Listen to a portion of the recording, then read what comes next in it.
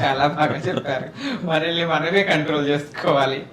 Me coming to చాలా information మనం కమ్యూనిటీకి, సొసైటీకి చట్టాల గురించి ఇచ్చా. Coming to your personal life, మీరు ఎంతవరకు చదువుకున్నారు, మీ ప్రొఫెషనల్ కెరీర్ ఎలా సాగింది, దాని గురించి మీకు అభ్యంతరం లేకపోతే పర్వాలేదు. నేను అంతా డిస్టెన్స్ ఎడ్యుకేషన్, 10th వరకు నాది ఫుల్ టైం ఎడ్యుకేషన్. దాని తర్వాత ప్రైవేట్ క్యాండిడేట్గా ఇంటర్మీడియట్ చేశాను గవర్నమెంట్ ఆలియా కాలేజ్, అక్కడ నిజాం కాలేజ్ ఎదురుగా గవర్నమెంట్ ఆలియా కాలేజ్ అని ఉంటుంది.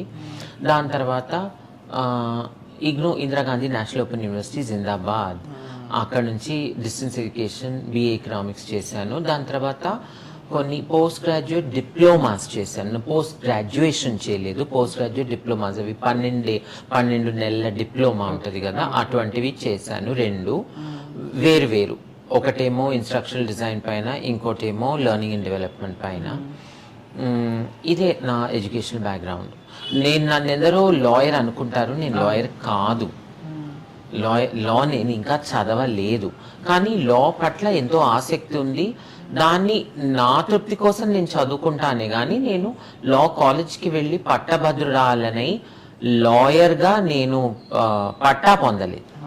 కానీ మమ్మీ, ఒక లాయర్తో నేను కంపేర్ చేయకూడదని మీరు అన్నా కూడా, లైక్ ఒక లాయర్కి చట్టాల గురించి ఎంత అవగాహన ఉంటుందో, చట్టాల గురించి ఎంత క్లియర్గా విశ్లేషణ చేయగలరో, మీరు ఏమి తీసిపోకుండా, ఒక లాయర్కి తీసిపోకుండా ప్రతి చట్టం గురించి, ప్రతి లా గురించి, ప్రతి జడ్జిమెంట్స్ గురించి, అన్నిటి గురించి ఎంతో క్లియర్గా మాకు ఎక్స్ప్లెయిన్ చేస్తూ ఉంటారు. అసలు మీకు ఈ చట్టాల గురించి వీటి గురించి తెలుసుకోవాలనే క్యూరియాసిటీ ఎలా వచ్చింది? ఎలా ఇదంతా సహజంగా వచ్చింది అంటే నాకు తెలియకుండానే నాకే వచ్చింది. ఎలాగే సినిమా పాట వింటే కొన్ని పాటలు తలకి అంటుకుపోతాయి, మనం ఏది దాన్ని బట్టి కొట్టి నేర్చుకోము. అది అంత సహజంగానే నాకు వచ్చింది. నేను ఇది చాలా బట్టి కొట్టి దీని వెంట పడి చదవాలి అలా ఏమి నాకు నచ్చింది, అది నాకు అలాగే దిగిపోయింది. నచ్చనివి దిగవు. మమ్మీ, మీరు కార్పొరేట్ సెక్టార్స్ లో కూడా కొంత వర్క్ చేశారు. మన కంపెనీ పేర్లేం చెప్పుకోగల, ఆ వర్క్ ఎక్స్పీరియన్స్ ఎలా ఉంది? ఇప్పుడు ఎలా క్విట్ అయ్యారు? మీకు అభ్యంతరం పర్వాలేదు. నేను 98 నుంచి 2018 వరకు, అంటే 20 ఏళ్ళు కార్పొరేట్ సెక్టర్లో పనిచేశాను. ఇప్పుడు నేను ఉద్యోగం చేయకుండా 8 ఏళ్ళు అయిపోయింది, అంటే ఫుల్ టైం ఉద్యోగం చేయకుండా. అప్పుడు చాలా మటుకు పురుషుడిగా వెళ్ళి ప్యాంట్ షర్ట్ మీద ఉద్యోగం చేశాను. నల్సా తీర్పు వచ్చిన తర్వాత చాలా మురిసిపోయి నేను ట్రాన్స్జెండర్ వ్యక్తిని అని నేను చెప్పుకోవడము, సుప్రీంకోర్టు తీర్పు వచ్చినంత మాత్రాన సమాజంలో వివక్ష ఇలా చిటుకన ఎగిరిపోదు. కానీ నేనంతా చాలా తెగ మురిసిపోయి అన్నీ చెప్పేసుకొని చాలా కష్టాల పాలై చెట్టుగుట్ట పాలయ్యాను. అప్పుడు ఆ వివక్ష వల్ల, ఉదాసీనత వివక్ష వల్ల చాలా నాకు అవినీతి, అన్యాయం నా పట్ల జరిగింది. అది ఎందరికో జరిగింది, నాకు జరిగింది. ఇంకా అది కొన్ని రోజులు దాన్ని భరించుకున్నాను, దాని తర్వాత వదులుకున్నాను. పళ్ళున్న చెట్టుకే రాళ్ళ దెబ్బలు పడతాయి అన్నట్టుగా మమ్మీ, నాకు మీరు పర్సనల్ గా గత 6 సంవత్సరాల నుండి మీరు బాగా తెలుసు. నాకు అంతకు ముందు కూడా మనం పర్సనల్ గా కలవకపోయినా ఫోన్లో సంభాషించుకునే వాళ్ళు. మీరు నాకు చాలా మోరల్గా, మెంటల్గా నాకు always you are there for me. చాలా మందికి, నాలాంటి చాలా మందికి మీరు ఆల్వేస్ సపోర్ట్గా ఉన్నారు. లీగల్ ఇష్యూ ఉన్నా, ఒక సజెషన్ ఉన్నా, ఎంప్లాయ్మెంట్ కోసం, ఎడ్యుకేషన్ కోసం, ఎలాంటి ఇన్ఫర్మేషన్ కావాలన్నా మీ నుండి వస్తుంది.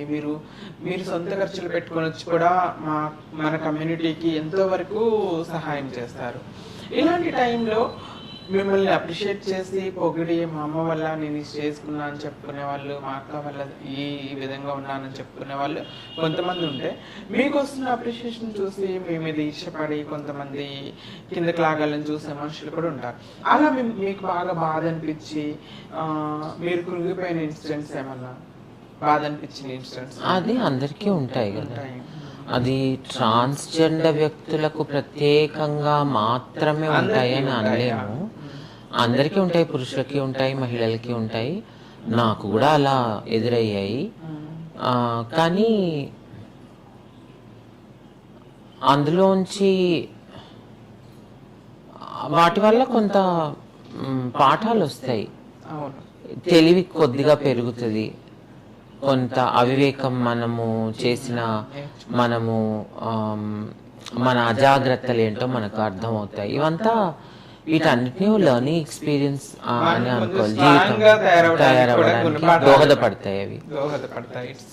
సో వాటిని మనం జీవితంలో ఒక అనుభవం అనేది అనుకోవాలి. ఇప్పుడు తాతగారితో అమ్మమ్మ గారితో మీ అనుబంధం ఎలా ఉండేది? మా తల్లిదండ్రులు, మా అమ్మగారు చాలా క్షోభపడేవారు. అంటే సగటు తల్లి తండ్రి అలాగే అయోమయంగా ఉంటారు. సో నాకేం అంత పెద్ద ట్రాన్స్జెండర్ వ్యక్తిగా నాకేం అంత పెద్ద సపోర్ట్ వచ్చింది అని నేను చెప్పలేను. ట్రాన్స్జెండర్ వ్యక్తిగా రానంత మాత్రాన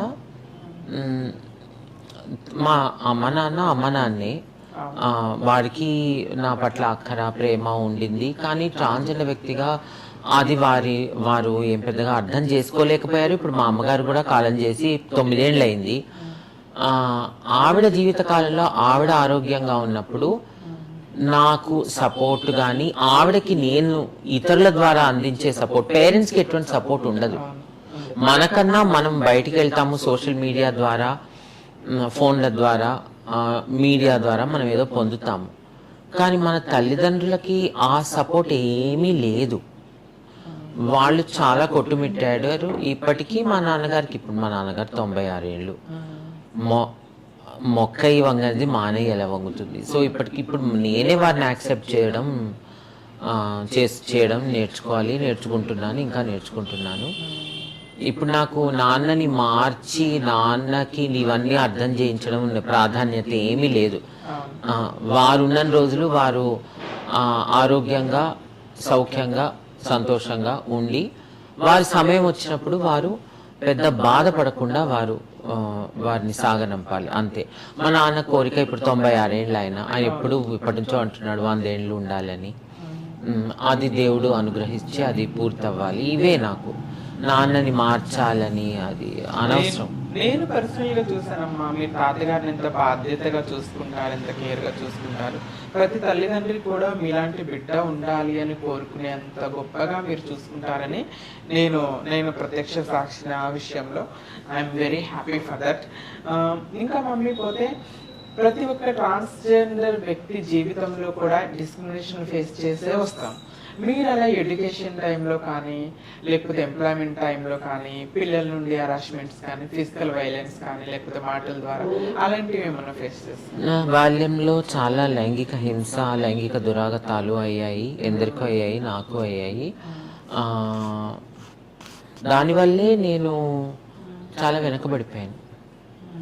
అంటే వికసించవలసిన సమయములో కృషించిన పరిస్థితులు ఏర్పడి, అది మనందరికీ ఎంతో కొంత అయింది. అది అయ్యి ఉండకపోతే మనం ఇంకెక్కడో ఏదో వేరే స్థాయిలో ఉండేవాళ్ళం అనిపిస్తుంది నాకు ఇప్పటికీ.